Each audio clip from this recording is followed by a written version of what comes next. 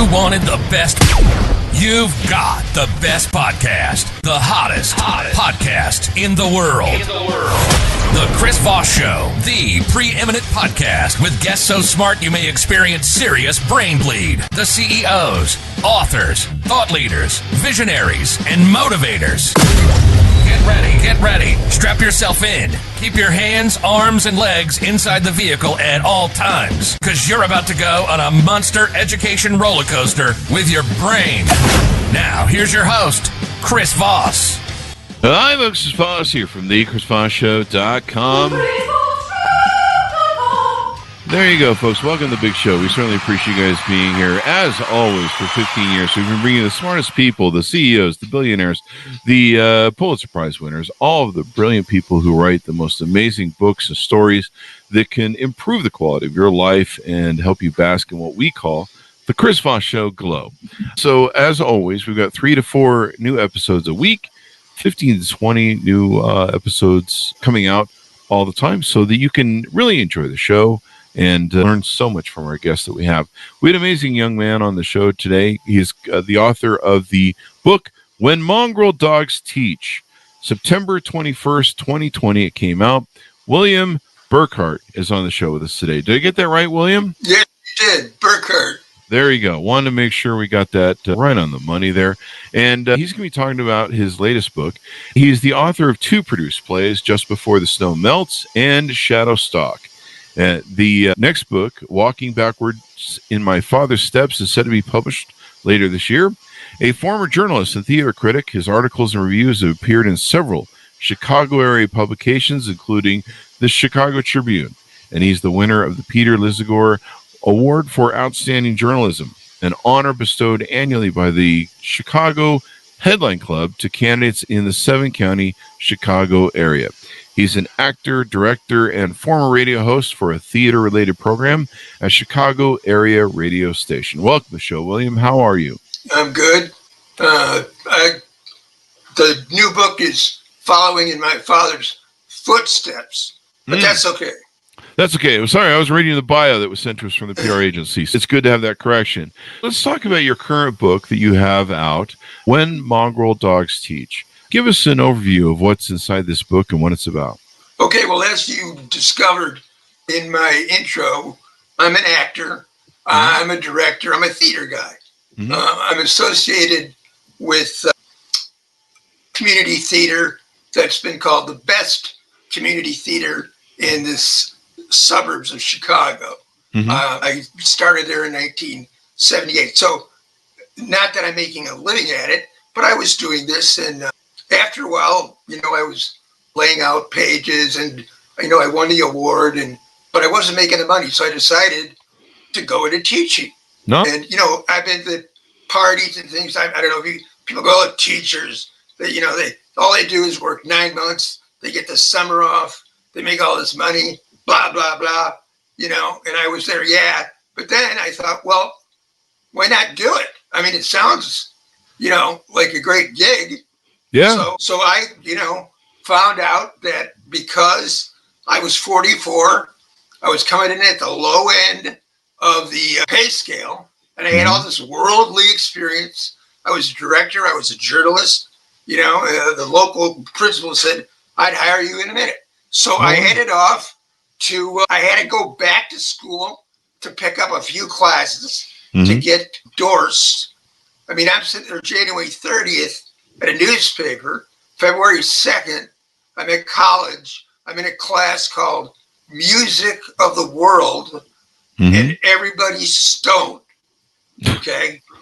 And I'm like, what have I done to myself?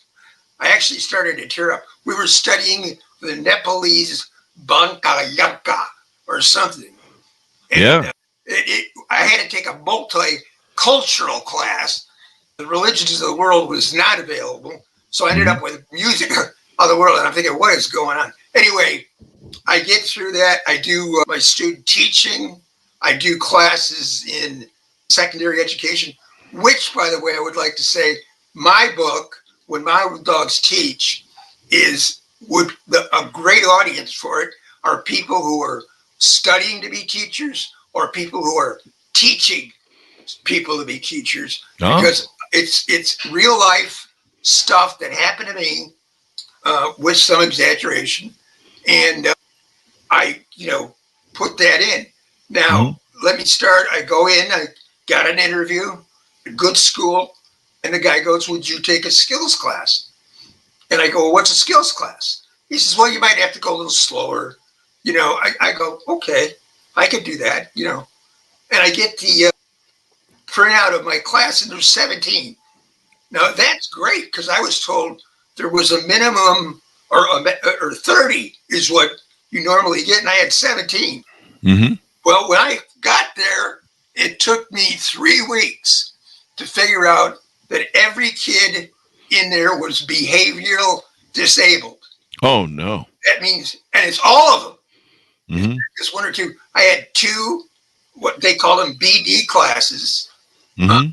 but I'm supposed to teach them, The Outsiders by S.E. Hinton. Anyway, every day was a fight. There was food flying. I had a pen thrown at my head. One day I just took the podium, crashed it to the floor, and said, "What the fuck is wrong with you people?" Okay? And all these kids go, "Oh, we're just, teach us, teach us." I just sat there. And looked at them. Mm-hmm. Well, I went around. I got to the dean.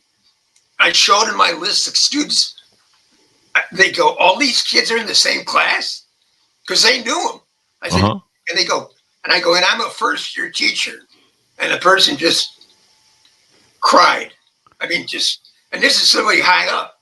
Wow. And then, they say, "Call home." I'm filling out referral sheets. Call home, call home. Yeah, the parents are going, "Can't you do anything with him?" I go, "It's your kid. You raise him. I'm not raising your kid. I'm trying to educate your kid." Mm-hmm. Anyway, the principal came in and observed, says, "You got to call these kids' mothers every night." And I'm thinking, this is not what I signed up for, Anyway, the last day comes. We finish, and the whole class gets up and assassinates me with silly string. Oh, wow. Boom, boom, boom, boom, boom. That's silly. And I, of course, I freak, but then it's silly string, Yeah. And so I go to the principal. He goes, "That's the only way they could thank you. That was the only way. You did reach them." And I thought, okay, fine.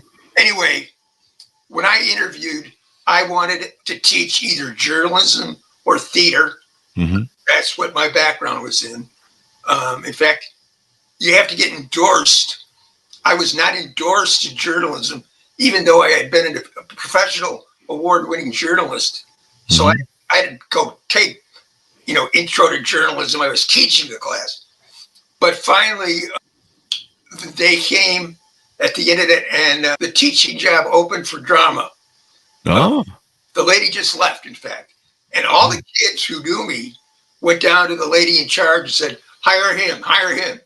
So I went in, and they go, "What's your experience?" Well, I pull out a resume that makes it look like I've been, Laurence Olivier. I mean, it's this long. Granted, it was a community theater, but she didn't know the difference between Steppenwolf, Goodman, so I went in at the highest level. They give you a stipend, like the cross-country coach gets an extra stipend, band leader gets a stipend. Well, the drama guy gets a stipend, and I came in at the top. So now I'm making some pretty good money. I got the theater. We do a play called the Laramie Project, which is based on the Matthew Shepard murder in Laramie, Wyoming. Gay student. They tied him to a fence. I don't know if Oh, yes, I'm familiar with that story. Right. Sadly. And so the kids jumped all over it. Now, this was like about 2001, okay? And they were all afraid. They won't let us do this. Well, I happened to show it to an administrator. He said, "Not only can you do this, you have to do this." Turns out he was gay. Oh. Okay. And he wanted to go ahead and educate. So we did this. We were a big hit. Went downstate to the University of Illinois for Theater Fest. they only take about 20 schools, and you can only go every other year. I went 4 times in 8 years. I took them down. So I was kind of, a hot commodity in the theater area. And that was the best thing. Now, here's the problems. I wanted to talk about the problems and the difficulties I had in education, which is reflected even now with what's happening in Florida. And you can't teach this, you can't teach Black history, whatever. And the kids came to me one day, and they're doing these college entrance exams, and I'm sure you've been through that. Ours were, they put all the students in alphabetical order in at all different classes. You have to watch them. The counselors wear uniforms of, like you see on the street, green and orange, and they're carrying the tests around, and everybody's got to be in order. And this goes all over the school, and I'm not in my, and it's a big deal. And I'm going, well, I can proctor a test. I read the paper. They go, you can't read the paper. The people from the test, ACT, SCT, whatever, they walk around. And if you're not doing your job, then they go all over you. Well, so the kids are going, why do we have to take these tests? And I started to think about it. Why do they? And why did I? And the worst part of it was the kids began to identify themselves with their score, And I said, look, all this test does is quiz you on certain problems that a certain test maker wrote on a certain day that gave to you on a certain day, and you got a certain score, and that's all it's good for. It's not, it doesn't tell you what college you can go to. It doesn't tell you anything. All it really does is allow you to save your bedroom. And save your bedroom? Save your bedroom? Wait, and I go, here's how it works. All right. You live in a house in a town, and everybody takes these tests, and it's all very official. There can be and if I say I'm with Boeing and I'm going to transfer to Chicago, the first thing I go is, where are the good schools? Well, they go to these test scores and look at them, and they, and if you can afford a high test score town versus a shitty test score town, that's where you want to go. And I tell the kids, this is what these tests are all about. They really have nothing to do with you. They have all to do with money and class. And I go, so if you don't want to lose your bedroom, that is, if you have to move to a smaller house in a different town, because that's all you can afford because your scores are down, you have to do this. And of course they're laughing and I'm laughing. We had a school in town, one problem, and they threw out all the tests and the whole school had to redo it again. And wow. I'm like, I'm going, what? Is anybody home?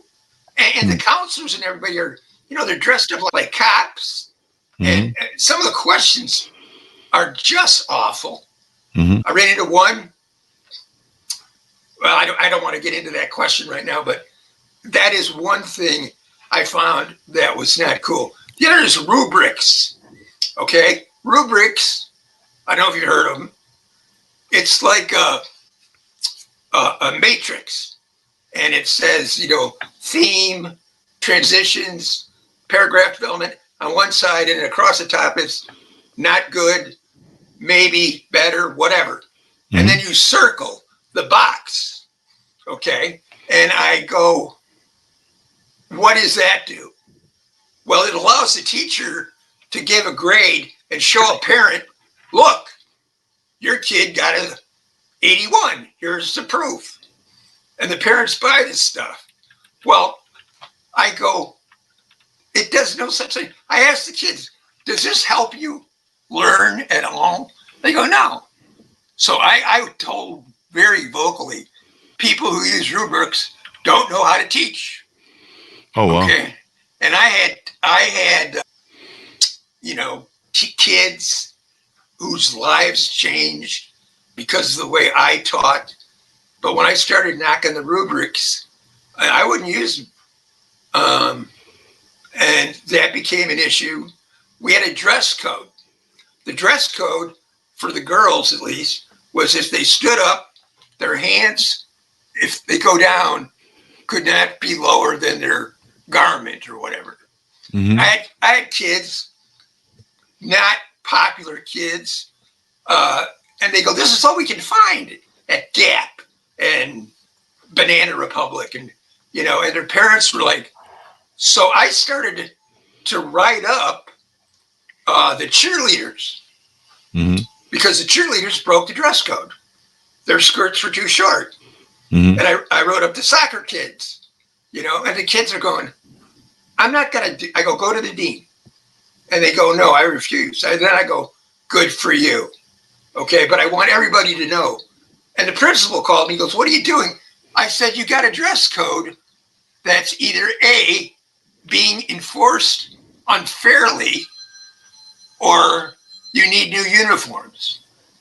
And he so I became, that was like a crusade. I would go to a dean, I go, look, and there's this cheerleader, write her up, This did not go over well with the powers that be. Oh, there you go.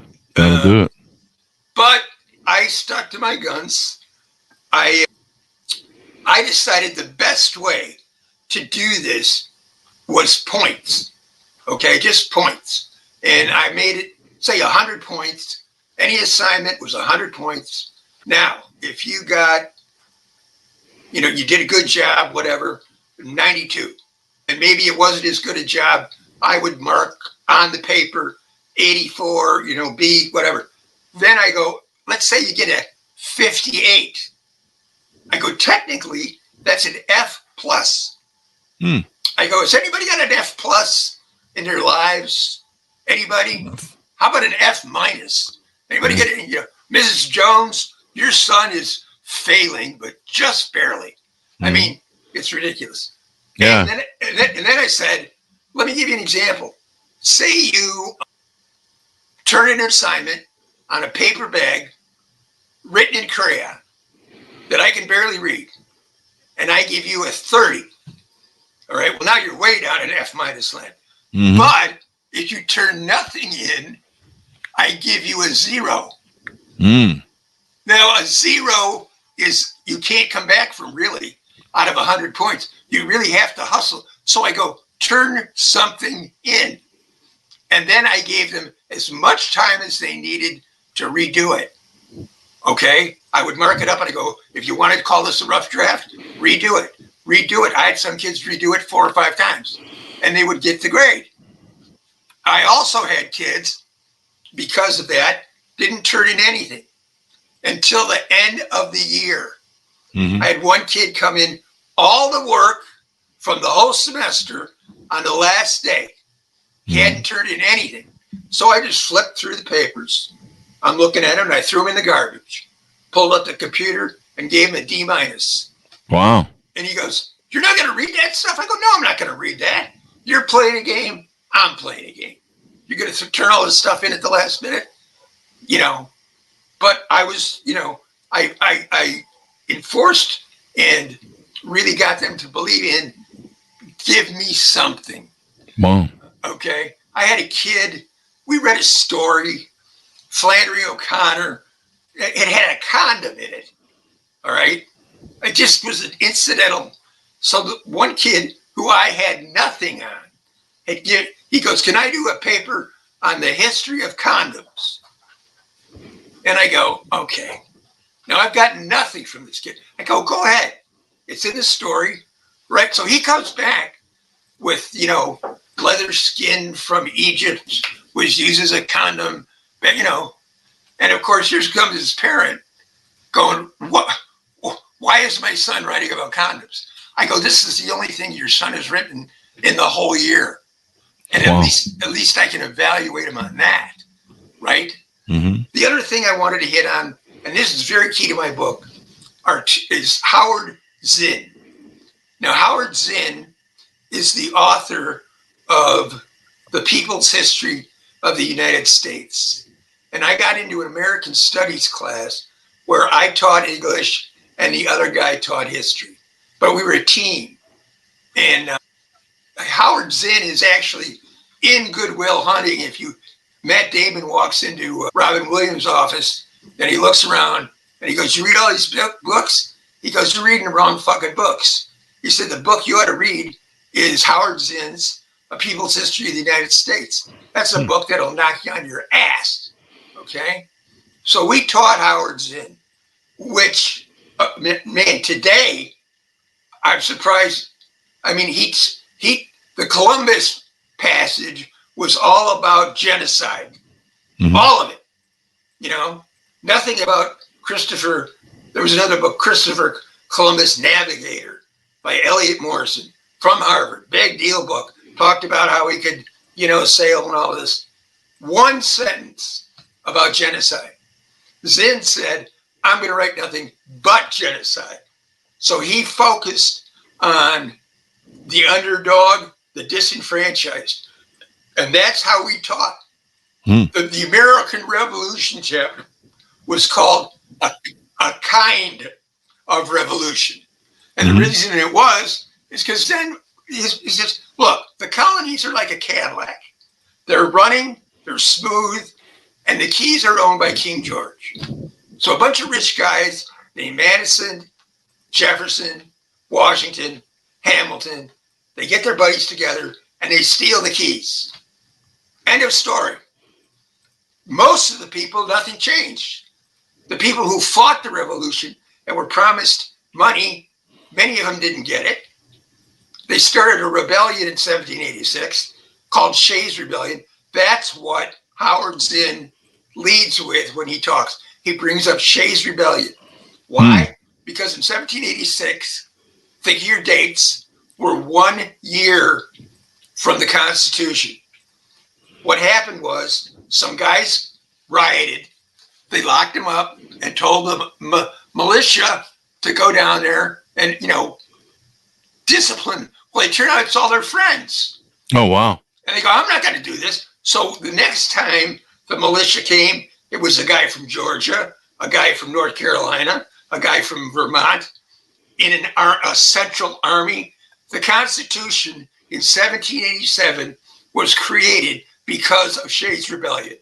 Wow, that's amazing. And that's how Zinn teaches it, okay? Now, Can you imagine this in Florida right now? Probably not. No, probably not. But that's what I'm concerned about. Okay, and what is that exactly? What are you concerned about exactly with that? What we teach our children, we're teaching them things that are not true. Oh. We are running away from the truth about race in this country, and race in this country is absolutely necessary. And they're trying to get rid of. They were trying to get Huck Finn. They wanted to get rid of Huck Finn. Mm-hmm. I loved Huck Finn. Yeah. But the problem is 240 N-words. Okay? And the black students, they were all afraid we were going to riot if we taught Huck Finn. And I said, no, there's a way to do this. And people were going, "I can't teach Huck Finn." And then I said, well, then you're a crappy teacher, because there's a way to do this. Because it turns out that Huck Finn, at the end of the book, who has been taught from his first days that if he doesn't turn Jim in, he's going to go to hell. No. And this was set in 1850. Twain wrote it in 1884. Now, if you are a kid at that time and told you're going to go to hell, means a lot different than today, because back then you were going to go to hell. And Huck says, "All right, I'll go to hell." He rips up the note to turn in Jim, and he's the one who changes. He's the one who represents humanity and seeing and overcoming the burdens of what he's taught, because he's been taught wrong. And the same thing is going on today. There you go. So what do you, as we round out the hour, let me ask you my final question. What do you hope people come away from reading your book? Well, what I hope they come away from is, one, if they're going to be a teacher, they have to understand certain things. And I have questions at the end of the book about, for example, if you're in a school and they tell you you can't use this book, find out. If it's a book you want to use, find a way to get it in. Assert your rights, but be aware of what districts are doing and try to change.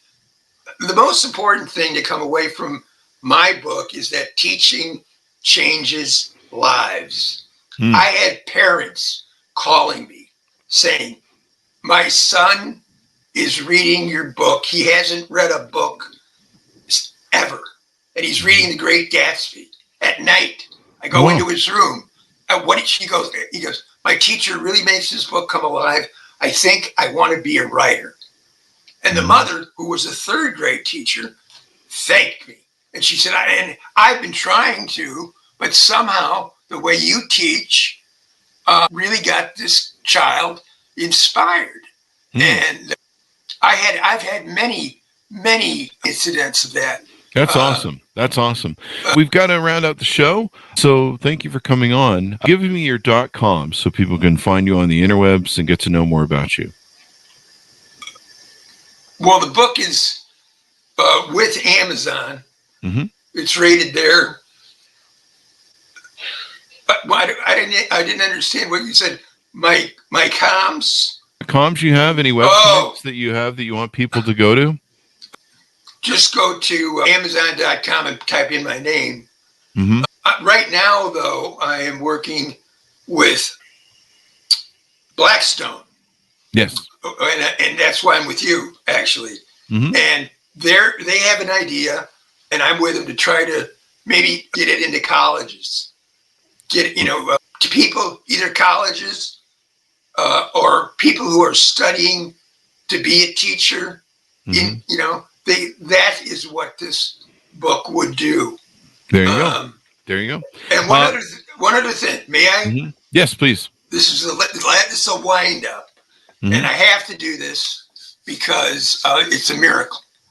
And when you have a miracle, I think you got to tell it. In 1986, all right, I was watching some evangelist on TV. I was drinking wine. He's one of these guys who goes, put your hand to the TV and tell me what you want, and it'll come through and all. So I said, okay, I want a job in my county that pays me $50,000 a year that has something to do with theater. And I switched the channel.